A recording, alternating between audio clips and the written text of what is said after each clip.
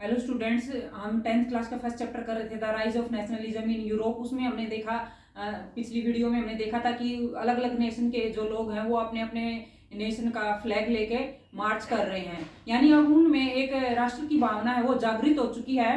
तो ये जो नेशन का जो विचार था वो कहाँ से आया लोगों में, उसमें हमने देखा कि वहाँ पर कुछ कॉमन चीजें थी जिससे कि लोगों में राष्ट्र का विचार आया था। तो ये नेशन स्टेट के जो एलिमेंट्स हैं वो क्या क्या थे? कॉमन हिस्ट्री, हम सभी की कॉमन हिस्ट्री है, हम सभी किसी न किसी कॉलोनी के अंडर रह चुके हैं यानी अधीन रह चुके हैं और लोग स्वतंत्र होना चाहते थे, इसलिए उनमें ये राष्ट्र की विचारधारा जागृत हुई। और कॉमन आइडेंटिटी, पहले क्या था कि लोग अलग अलग लैंग्वेज के अकॉर्डिंग या अलग अलग वेशभूषा के अकॉर्डिंग ऐसे बटे हुए थे, लेकिन अब लोगों में एक कॉमन आइडेंटिटी निकल के आई थी, यानी हम एक राष्ट्र के लोग हैं या एक कंट्री के लोग हैं, ऐसी विचारधारा लोगों के अंदर अब जागृत हो चुकी थी। और कॉमन स्ट्रगल, और सभी का कॉमन स्ट्रगल था, यानी सभी स्वतंत्रता पाना चाहते थे, इसलिए ये एक नेशन की भावना लोगों में जागृत हुई थी। तो ये जो नेशन की जो विचारधारा है वो लोगों में सबसे पहले कहाँ से आई? जैसे कि हमने 9th क्लास के चैप्टर में फ्रेंच रिवॉल्यूशन को पढ़ा था, उसको एक बार हम फिर देखेंगे कि ये जो राष्ट्रवाद की जो भावना है वो कैसे निकली। तो 1789 में फ्रेंच रिवॉल्यूशन से ये राष्ट्रवाद की विचारधारा जागृत हुई। तो उससे पहले क्या था कि लोग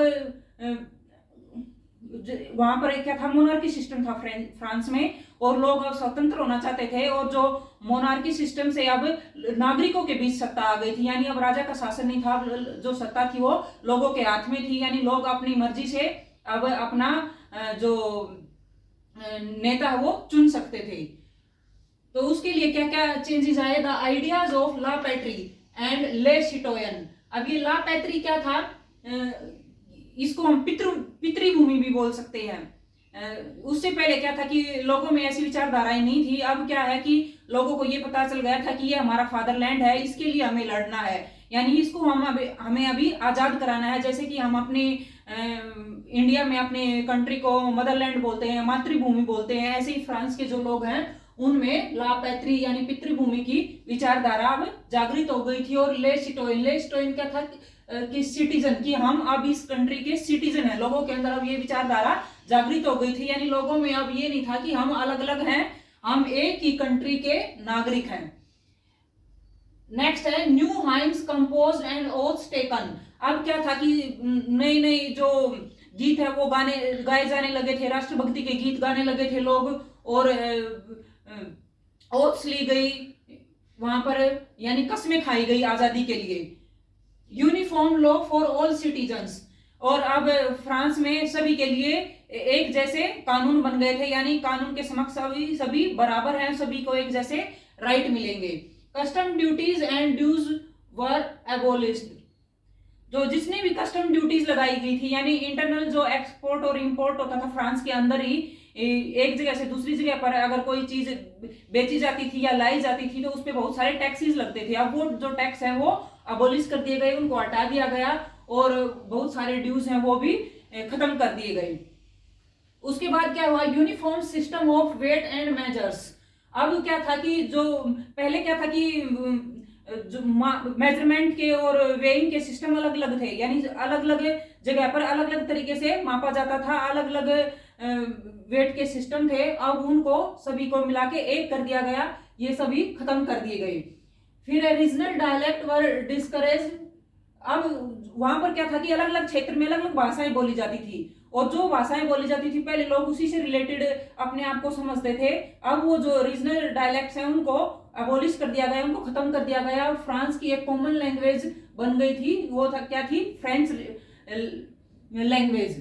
तो अब लोग सिर्फ एक अपनी भाषा बोलते थे। और अब एक न्यू जो फ्लैग है वो निकल के आया था, ट्राई कलर का फ्लैग। जैसे हमने फ्रेंच रिवॉल्यूशन में देखा था कि उनका एक नया फ्लैग था जो जिसमें तीन कलर थे, ब्लू, व्हाइट और रेड। वो किसकी जगह पर रिप्लेस हुआ था? जो रॉयल फ्लैग था उसकी जगह पर अब लोगों ने अपना एक अलग से एक नेशनल फ्लैग बना लिया था, ट्राई कलर का फ्लैग। तो स्टेट जनरल को पहले कौन इलेक्टेड करता था? जो 3 स्टेट थे वो इलेक्ट करते थे, यानी वहां पर सिटीजन्स की भागीदारी नहीं थी। लेकिन अब स्टेट जनरल को कौन इलेक्ट करने लगा? सिटीजन्स करने लगे, यानी वहां के जो नागरिक है वो वोट करते थे, उसके बाद स्टेट जनरल को चुना जाता। यानी अब इसको रिनेम्ड किया गया, नेशनल असेंबली अब बन गई थी। फिर उसके बाद क्या हुआ? सेटअप है सेंट्रलाइज एडमिनिस्ट्रेटिव सिस्टम। अब एक सेंट्रलाइज एडमिनिस्ट्रेटिव सिस्टम बन गया था, यानी लोगों के अब एक नेशनल फ्लैग था, कस्टम ड्यूटी सब हटा दिए गए और लोगों को वोटिंग का राइट था। तो यानी बहुत सारे अब प्रशासनिक सुधार हुए, जो बहुत सारे ड्यूटीज और ड्यूज थे, टैक्सेस थे, वो सभी अबोलिश कर दिए गए। तो ऐसे फ्रेंच रिवॉल्यूशन के थ्रू नेशनलिज्म का एक विचार आया। तो जो फ्रांस के लोग थे, अब उन्होंने कसम खा ली थी कि वो पूरे यूरोप को ही एक नेशनल स्टेट के रूप में उभारेंगे और जो यूरोप के पीपल है उनकी हेल्प करेंगे नेशनल स्टेट बनाने में। तो अब ये जो रिवॉल्यूशनरीज थे, ये अपने साथ नेशन की विचारधारा लेकर अलग अलग जगहों पर जाने लगे और वहां पर क्रांतिकारी जागृत करने लगे।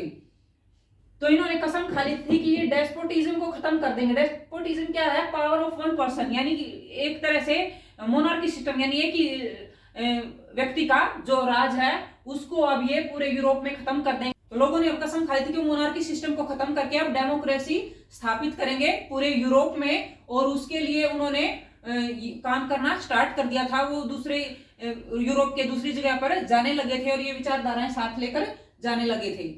ये रिवॉल्यूशनरी पीपल यूरोप में घुसने लगे अपनी क्रांतिकारी विचारधाराओं के साथ। तो यूरोप के जो स्टूडेंट्स थे, student and educated people began to setting up Jacobin clubs. Jacobin clubs जैसे हमने फ्रेंच रिवॉल्यूशन में पढ़ा था, ये एक पॉलिटिकल क्लब था जिसमें कि इसने एक राष्ट्रवाद की विचारधारा को जागृत किया था, कि लोगों को ये बताया था कि हम अलग अलग न होकर हम सिटीजन हैं, नागरिक हैं, हमें अपने बिल्कुल सिंपल वेशभूषा में रहना है और हमें अपने राष्ट्र के लिए लड़ाई लड़नी है। तो ऐसे ही जैकोबिन क्लब अब पूरे यूरोप की जो कंट्रीज हैं वहाँ सेट होना स्टार्ट हो जाते हैं। तो ये जो जैकोबिन क्लब बनने लगे थे और ये जो विचारधाराएं पनपने लगी थी, इन्होंने पूरे यूरोप में जो फ्रांस के क्रांतिकारी सेनाएं थी उनके लिए रास्ते खोल दिए थे। आर्मी के आने के लिए उनके लिए एक नया रास्ता बना दिया था कि अब लोग उनको नहीं रोकेंगे, क्योंकि उनके अंदर भी राष्ट्रवाद की विचारधाराएं पनप चुकी हैं। लोग ये सोचने लगे हैं यूरोप के कि ये जो लोग हैं वो हमें स्वतंत्र कराएंगे और ये हमारी हेल्प करेंगे। तो ये जो जैकोबिन क्लब बनने लगे या लोगों में राष्ट्रवाद की विचारधाराएं पनपने लगी, तो उससे क्या हुआ कि ये जो आर्मी यूरोप के जो हॉलैंड है या बेल्जियम है, स्विट्जरलैंड और most of the area of Italy में ये आर्मी जो पहुंची थी, तो उससे क्या है कि क्रांतिकारी विचारधाराएं अब वहां पर पहुंचने लगी थी। वहां पर भी जो क्रांति है उसका आउटब्रेक हो गया था बिल्कुल राष्ट्रवाद की विचारधाराओं के साथ। तो यहाँ पर अब बिल्कुल आर्मी के लिए रास्ते खुल चुके थे यूरोप को स्वतंत्र कराने के लिए। तो उसके बाद जो नेपोलियन बोनापार्ट है उसके जितने भी एडमिनिस्ट्रेटिव एरिया थे वहां पर नेपोलियन ने बहुत सारे सुधार किए। हालांकि इसने सबसे पहले क्या किया, इसने डेमोक्रेसी को बिल्कुल डिस्ट्रॉय कर दिया। जो डेमोक्रेसी सेटअप करने के लिए फ्रांस के लोगों ने इतनी लड़ाइयां लड़ी, इतनी क्रांतियां की, वो उसको आते ही सबसे पहले इसने खत्म कर दिया, जो कि बहुत गलत किया। लेकिन नेपोलियन ने ये डिसाइड कर लिया था कि चाहे कोई लीडर बनूं मैं या चाहे कोई राजा के रूप में काम करूं, कुछ भी हूं, लेकिन जो फ्रांस है उसका और यूरोप का मुझे डेवलपमेंट करना है। कि डेवलपमेंट कर, हालांकि इसने डेमोक्रेसी को खत्म कर दिया लेकिन इसने डेवलपमेंट करने के लिए बहुत सारे काम किए। सबसे पहले इसने एक सिविल कोड बनाया। सिविल कोड क्या होता है कि जो सभी पूरे नागरिकों पे लागू होता है, ऐसे कानून जो सभी नागरिकों के ऊपर लागू होंगे, उसको इसने क्या नाम दिया, सिविल कोड दिया। और इसकी जो डेट है ये मोस्ट इंपोर्टेंट है। ये सिविल कोड कब लागू हुआ? 1804 में लागू हुआ। किसने बनाया? नेपोलियन ने बनाया, इसलिए इसको नेपोलियन सिविल कोड भी कहते हैं। तो इसने एक सिविल कोड बनाया, उसमें बहुत सारे कानून बनाए जो कि सभी नागरिकों पे लागू होंगे। और इसने एबोलिश फ्यूडल सिस्टम, जो फ्यूडल सिस्टम है उसको इसने खत्म कर दिया। फ्यूडल सिस्टम क्या था, ये एक सामंतवाद की प्रथा थी, जिसमें कि एक बड़ा जमींदार होता है और जो उसके अंडर छोटे जमींदार काम करते हैं, और वो बड़ा जमींदार उन छोटे जमींदारों को परेशान करता रहता है, यानी उनसे बहुत ज्यादा टैक्स लेता रहता है। इनकम कम होती है उन जमींदारों की, जो छोटे जमींदार हैं, और ये टैक्स ज्यादा लेता है, तो उनकी वो जो छोटे जमींदार उनकी कंडीशन बहुत खराब रहती है। तो ये जो फ्यूडल सिस्टम था, जिसमें बड़ा जमींदार छोटे जमींदार को परेशान करता था, उसको इसने खत्म कर दिया। ये काफी अच्छा काम किया। उसके बाद जितने भी गिल्ड रेस्ट्रिक्शंस थे उन सभी को इसने हटा दिया, और जो ट्रांसपोर्ट और कम्युनिकेशन थे उनको इम्प्रूव कर दिया। अगर ट्रांसपोर्ट और कम्युनिकेशन की फैसिलिटीज इम्प्रूव होंगी तो उससे अपने आप ही बिजनेस इम्प्रूव होगा।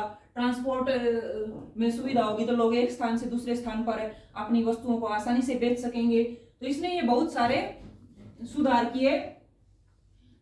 तो उसके बाद जहां भी ये नेपोलियन और जो फ्रांस की आर्मी है वो यूरोप में जहां भी गई, इनका स्वागत किया गया, welcome as a harbingers of liberty.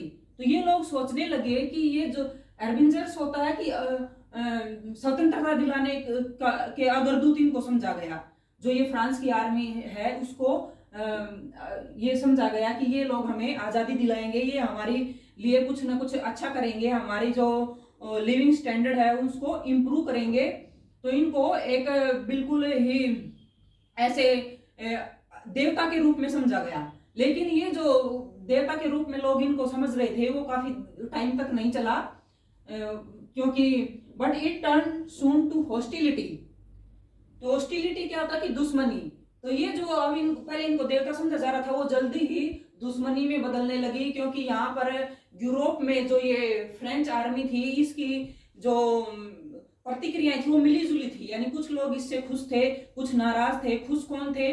खुश थे वहां पर आर्टिसंस, पीजेंट्स और बिजनेसमैन वगैरह। और ये क्यों खुश थे? क्योंकि अब इसने कॉमन करेंसी लागू कर दी थी कि व्यापार करने के लिए एक कॉमन करेंसी होगी, उसी करेंसी से आप कहीं भी अपनी चीजों को बेच सकते हैं और कहीं भी ला ले जा सकते हैं। तो उससे बिजनेसमैन को बेनिफिट मिले थे, यानी अब उनको बिजनेस करना आसान हो गया था। और जो टैक्सेस हैं वो हटा दिए थे, तो उनके लिए उसमें भी आसानी हो गई थी। और एक इसने एक जैसे जो मापने के मेजरमेंट के जो तरीके जो बनाए थे नेपोलियन ने, वो उन सब से बिजनेसमैन और आर्टिसंस और इन सभी को बेनिफिट हुआ था। तो ये जो वो लोग खुश थे। लेकिन कुछ लोग, आप आपकी बुक में एक फिगर नंबर 4 होगा, उसमें आप देखोगे कि फ्रांस की जो आर्मी है जिन्होंने ब्लू, व्हाइट और रेड कलर के कपड़े पहन रखे हैं, वो बहुत सारी लेडीज को परेशान कर रहे हैं और फार्मर्स को नी डाउन करने के लिए मजबूर कर रहे हैं, यानी उनको परेशान किया जा रहा है। तो उनको जो परेशान करती है वहां की आर्मी, तो उससे वो लोग ये सोचने लगते हैं कि हमें ऐसी फ्रीडम नहीं चाहिए कि जिसमें हमारे साथ ऐसे जबरदस्ती की जाए और हमें ऐसे परेशान किया जाए। तो इसलिए अब इन की ये जो आर्मी है उसको अब दुश्मनों के रूप में भी लोग देखने लगे, क्योंकि इसने डेमोक्रेसी को डिस्ट्रॉय कर दिया। तो लोगों को अब समझ आने लगा कि इसने हमारी जो राजनीतिक विचारधाराएं हैं उनका बिल्कुल इसने खत्म कर दिया है। और वही जो मोनार्की वाला सिस्टम था, यानी एक निरंकुश राजा का, उसी तरह इसने भी वही शासन लागू कर दिया। तो लोग वहां अब परेशान होने लगे थे। तो अब इसको वो अच्छा नहीं मानते थे, नेपोलियन को और फ्रेंच आर्मी को। तो उसके और भी कुछ रीजन थे। क्या क्या थे? Increase taxation. हालांकि इसने जो इंटरनल टैक्सेस थे, यानी यूरोप में एक जगह से दूसरी जगह जाने में या फ्रांस में एक जगह से दूसरी जगह जाने पर जो टैक्स हैं वो खत्म कर दिए थे कि वो टैक्स नहीं लगाए जाएंगे। लेकिन इसने और बाकी जो टैक्स थे वो टैक्स बढ़ा दिए थे और सेंसरशिप लागू कर दी थी। सेंसरशिप क्या होता है कि अपनी लोगों को कोई भाषण देना है या न्यूज़पेपर में कोई न्यूज छापनी है तो उसके लिए इनको परमिशन लेनी पड़ेगी। अगर ये परमिशन देगा तो ही लोग छाप पाएंगे, नहीं तो लोग अपने विचार व्यक्त नहीं कर सकते। तो इससे भी लोग काफी परेशान हो गए। फोर्स कॉन्स्क्रिप्शन होता है कि जबरदस्ती फौज में भर्ती करना। तो यूरोप से लोगों को पकड़ पकड़ के जो और वहां की आम जनता थी उनको जबरदस्ती फौज में भर्ती किया जाने लगा, तो उन सब से लोग परेशान हो गए। तो इसलिए ये जो फ्रेंच आर्मी थी, अब लोग इनको यूरोप में अच्छा नहीं समझने लगे और वो अब अलग तरीके से सोचने लगे। हमने देखा कि जो यूरोप के लोग हैं उनको अब समझ आने लगा था कि ये जो फ्रेंच आर्मी है हमें जो आज़ादी दिला रही है उसके फायदे कम है और नुकसान ज़्यादा हैं। तो ये सबसे पहले हमने अब ये देख लिया कि फ्रांस में कैसे नेशन स्टेट या नेशनलिज्म की जो भावना है वो कैसे जागृत हुई। अब हम पूरे यूरोप के बारे में देखते हैं कि यूरोप में the making of nationalism in Europe कैसे हुआ। नेशनलिज्म की जो विचारधारा है वो यूरोप के लोगों में कैसे जागृत हुई। That time there was no nation state in Europe in mid 18th century. अगर मिड 18th सेंचुरी के यूरोप का आप मैप देखोगे तो वहां देखोगे कि वहां पर कोई नेशन स्टेट नहीं है। जैसे आजकल हम बताते हैं ये इटली है, ये स्विट्जरलैंड है, ये जैसे अलग अलग कंट्री हैं, वो पहले नहीं दिखाई देते थे वहां पर। वहां पर नेशन स्टेट नहीं था तो क्या था, वहां पर जो एरिया है वो अलग अलग तरह से डिवाइडेड था। There were divided into kingdoms, duchies and cantons. They were divided into kingdoms, duchies and cantons. तो वहां का जो एरिया है वो अलग अलग राजाओं का जो एरिया था, जो कोई राजा राज कर रहा है तो उसका एरिया है, या किंग अलग अलग उनके किंगडम है, डचीज है, कैंटोन्स है। तो इन सब में वहां पूरा यूरोप बटा हुआ था, कोई अलग से नेशन स्टेट नहीं था। तो ये जो लोग थे वहां के वो अलग अलग टाइप के लोग थे। They spoke different languages and have different regions and cultures. तो ये जो लोग थे उनकी वो अलग अलग भाषाएं बोलते थे। वहां पर कोई कॉमन यूनिटी नहीं थी, अलग अलग धर्मों के लोग थे, अलग अलग कल्चर था, यानी उनके पास कोई भी एक कॉमन ऐसी आइडेंटिटी नहीं थी जिससे कि वो लोग सब एक साथ आ सकें। तो वो अपने आप को एक नहीं समझते थे, वो अलग अलग उनमें बटे हुए थे, अलग अलग भाषाओं के आधार पर या धर्म के आधार पर। तो ये बहुत सारे तरह बटे हुए थे। It was not easy to tie up this diverse group together. तो ये जो अलग अलग भाषाओं के लोग थे, अलग अलग कल्चर के लोग थे, तो इनको एक साथ लाना इतना आसान नहीं था कि इन सबको एक साथ मिला के इनमें राष्ट्रवाद की भावना जागृत कर दी जाए। These different people tie up together with common allegiance to the emperor।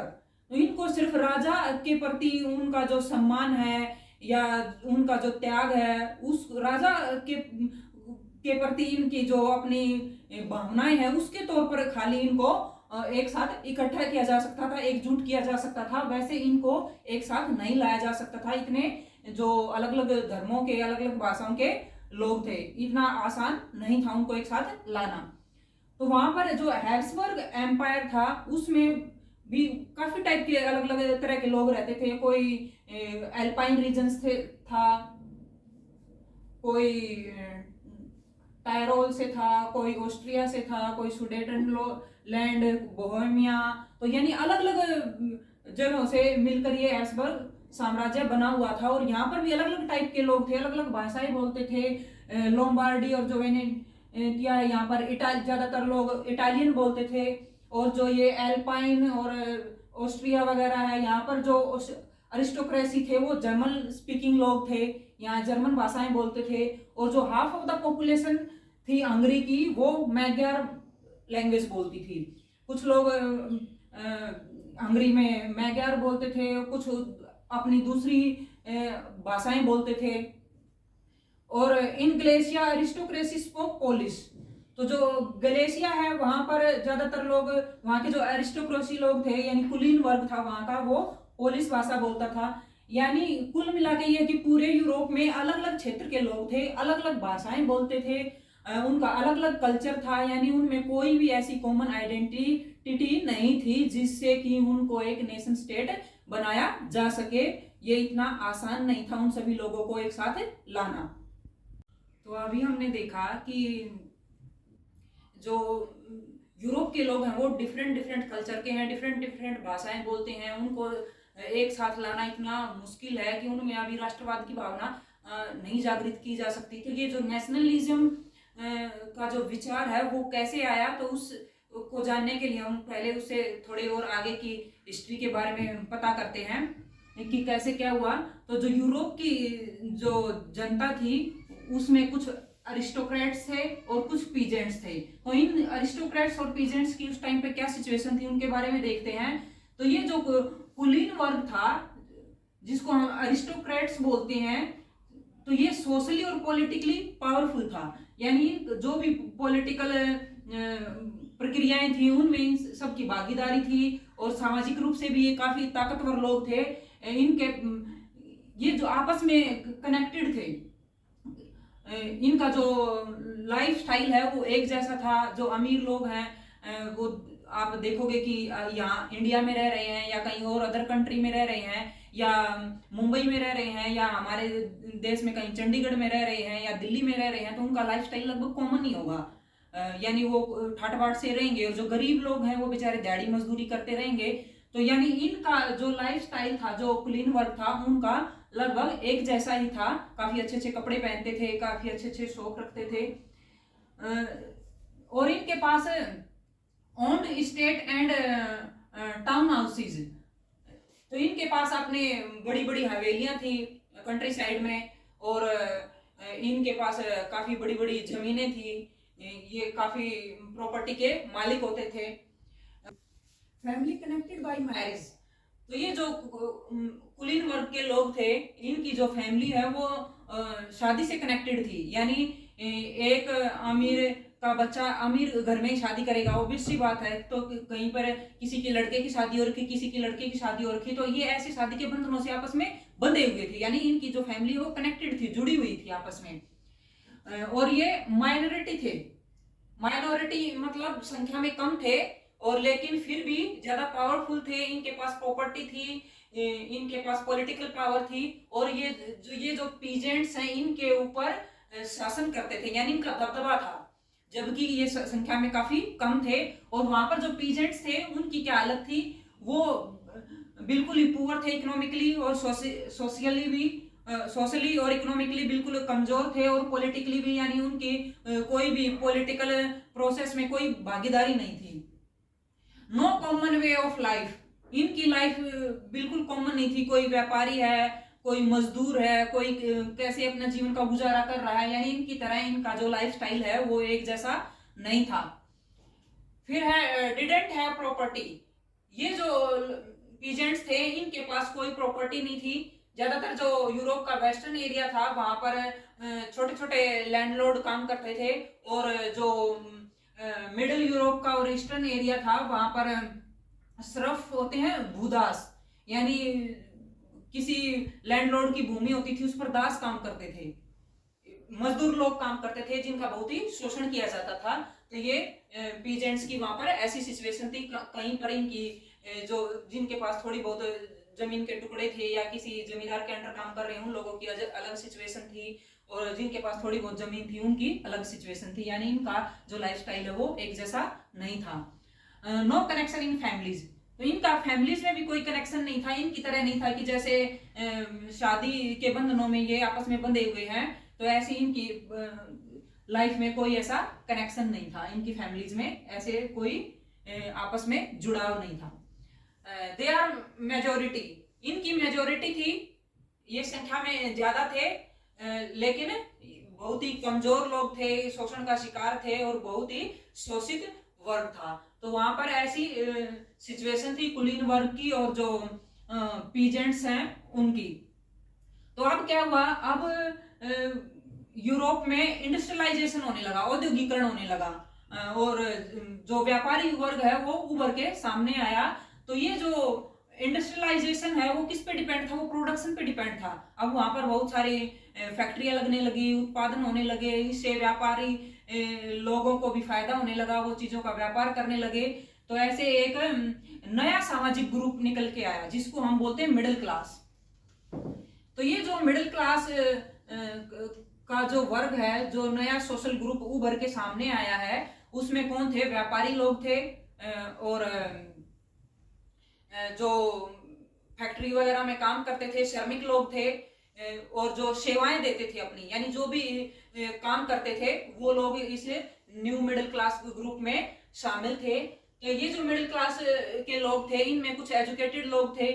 जो अरिस्टोक्रेसी है उसका बिल्कुल अंत हो गया था। जो अरिस्टोक्रेसी को बाय बर्थ प्रिविलेजेस मिले हुए थे, उन सब का एंड हो गया था। नई विचारधाराएं उपजने लगी थी, नया मध्यम वर्ग उभर कर सामने आया था। तो ये जो मध्यम वर्ग के लोग हैं ये काफी लिबरल थे। लिबरल मतलब एक तरह से देखे कि हिंदी में इनको उदार बोलते हैं, कि जो ना तो किसी चीज का विरोध करे और नई विचारधाराओं को अपनाने वाले, वो लोग कौन कहलाते हैं? लिबरल कहलाते हैं। तो ये जो मिडिल क्लास के जो लिबरल लोग हैं, अब उनके अंदर राष्ट्रवाद की भावना जागृत होने लगती है। जो नेशनलिज्म का जो थॉट है वो अब इनमें शुरू हो चुका है। ये अपने आप को एक नागरिक के रूप में या राष्ट्रीय एकता के रूप में देखने लगे हैं।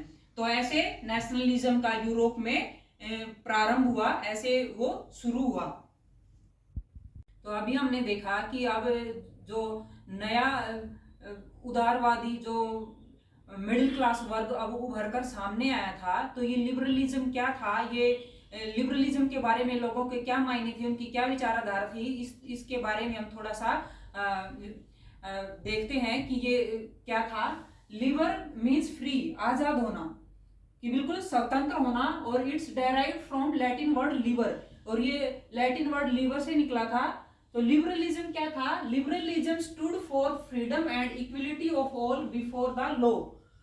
कि उदारवादी से लोग ये समझते थे कि सभी के लिए फ्रीडम, सभी के लिए आजादी, और कानून के समक्ष सभी के लिए बराबरी। अब कानून के समक्ष सभी के लिए बराबरी मीन्स क्या था?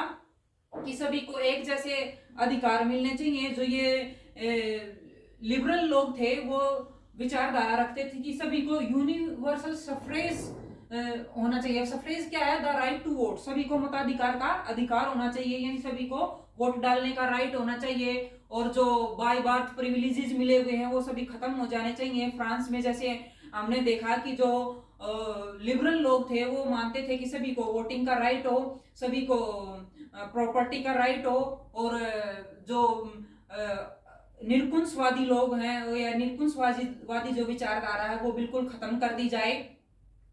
तो ऐसा इनका मानना था। और जितने भी जो टैक्स वगैरह लगाए गए हैं, व्यापार में जितने भी प्रतिबंध हैं, उन सभी को समाप्त कर दिया जाए।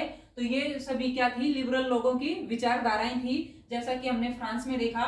लेकिन यूनिवर्सल सफ्रेज ये लोग चाहते थे, यानी सभी को वोटिंग का राइट हो। लेकिन जैसे कि हमने देखा कि equality before the law, equality before the law का मतलब ये नहीं था कि सभी को वोटिंग का राइट हो। जैसे कि हमने फ्रांस में देखा कि सभी को समान अधिकार तो दे दिए गए थे, लेकिन सभी को वोटिंग का राइट नहीं मिला था। वहां पर सिर्फ जो जिन लोगों के पास प्रॉपर्टी थी उन्हीं सिर्फ पुरुषों को वोटिंग का राइट मिला था। वहां पर जो बिना प्रॉपर्टी वाले पुरुष थे और जो औरतें थी और जो बच्चे थे उनको बिल्कुल निष्क्रिय समझा गया था। वो बिल्कुल पैसिव सिटीजन्स माने गए थे, उनको कोई वोटिंग का राइट नहीं था। तो ऐसे ही यहाँ पर जो यूरोप में जो लोग हैं सभी को वोटिंग का राइट नहीं मिला था।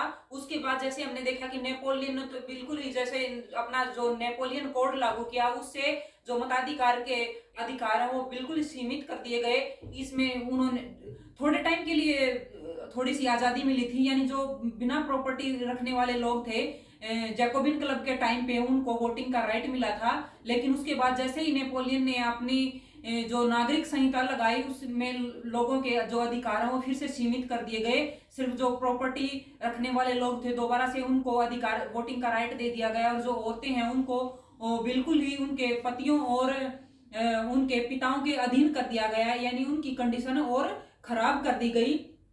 तो ऐसा हमने देखा। तो ये जो लिबरल लोग हैं ये सभी चाहते थे कि बहुत सारे जो प्रतिबंध लगे हुए हैं, टैक्सेस लगे हुए हैं, उनको अबोलिश कर दिया जाए, हटा दिया जाए। व्यापार को बिल्कुल ही सुगम बना दिया जाए, यानी आसानी से एक जगह से दूसरी जगह पर हम अपनी चीजों का व्यापार कर सकें। तो जो नेपोलियन के टाइम पे था, Napoleon administrative created a confederation of 39 state.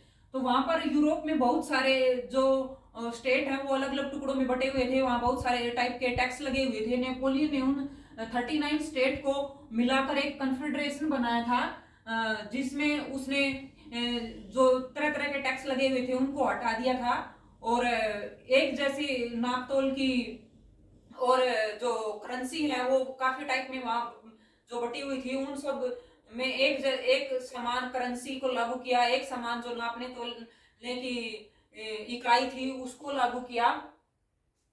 तो उस टाइम पे अगर हम देखें तो उस टाइम पे अगर यूरोप में हेम्सबर्ग से न्यूरेमबर्ग में अगर आपको कोई चीज ले जानी होती थी तो कम से कम 11 सीमाएं आपको पार करके जानी पड़ती थी, यानी 11 टाइप के आपको टैक्सेस पे करने पड़ते थे, और हर सीमा पे आपको कम से कम 5% का टैक्स पे करना पड़ता था।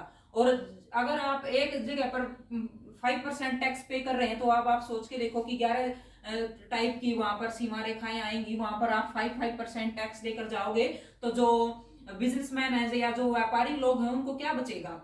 जो ट्रेडर्स हैं उनका ज्यादातर तो उनका पैसा ये टैक्स देने में ही पे हो जाया करता था, इसलिए लोग चाहते थे कि ये सभी जो बाउंडेशन लगी हुई है वो सभी हट जाएं। तो उसके लिए 1934 में एक कस्टम यूनियन बना जिसको जोलवेराइन बोलते थे। तो ये जो कस्टम यूनियन था इसने जो ये टैरिफ बैरियर्स लगे हुए थे, अलग अलग सीमा से गुजरते हुए अलग अलग जो टैक्स पे करना पड़ता था उसको बिल्कुल खत्म कर दिया था। और जो करेंसी है उस टाइम पे 30 टाइप की करेंसी यूज की जाती थी, यानी अलग अलग स्टेट में अलग अलग टाइप की करेंसी थी। 30 तरह की करेंसियां उस टाइम पे लागू थी। ये जो कस्टम यूनियन था उसने ये जो करेंसी है 30 टाइप से कम करके उसको 2 टाइप की करेंसी अब वहां पर चलन में थी, यानी अब सिर्फ 2 तरह की मुद्राओं के द्वारा ही व्यापार किया जा सकता था। यानी जो बैरियर पहले लगे हुए थे व्यापार के लिए उन सभी को जो एक कस्टम यूनियन था उसने सुगम बनाया, व्यापार को आसान बना दिया। जो बहुत सारी जो ऐसी चीजें थी जिससे व्यापार काफी कठिन बना हुआ था उन सबको हटा दिया गया। The creation of a network of railways promote mobility.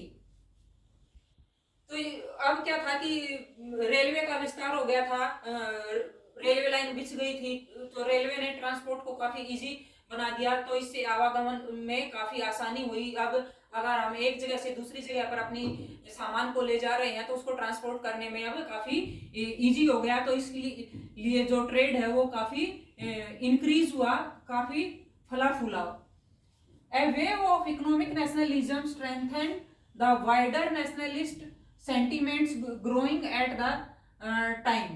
तो ये जो भी इकोनॉमिक सुधार हुए थे, जो भी एक अच्छा इकोनॉमिक जोन बनाया गया था ये कस्टम यूनियन ने, उससे क्या हुआ कि जो नेशनलिज्म की जो विचारधारा है उसको काफी इसको सहायता मिली, यानी काफी इसमें इसका काफी प्रसार हुआ इसके कारण कि लोग अब ये जो सुधार हुए थे इसके रूप में उनके अंदर राष्ट्रीयता की भावना जागृत हो रही थी, और उनको लग रहा था कि जो भी हमारे ट्रेड के बैरियर्स हैं वो समाप्त हो गए हैं, तो अब राष्ट्रवाद का उदय इन लोगों के बीच में होने लगा था। यानी जो ये लिबरलिज्म था, ये उदारवाद की जो विचारधारा थी, इसने लोगों के अंदर अब नेशनलिज्म के थॉट्स को उत्पन्न कर दिया था। ये अब नेशनलिज्म की विचारधारा काफी उभरने लगी थी। आई होप आपको यहाँ तक ये चैप्टर समझ आया होगा, और अगर आपको मेरी वीडियो अच्छी लगी हो तो मेरी वीडियो को लाइक करना, और अभी तक मेरे चैनल को सब्सक्राइब नहीं किया तो सब्सक्राइब करना।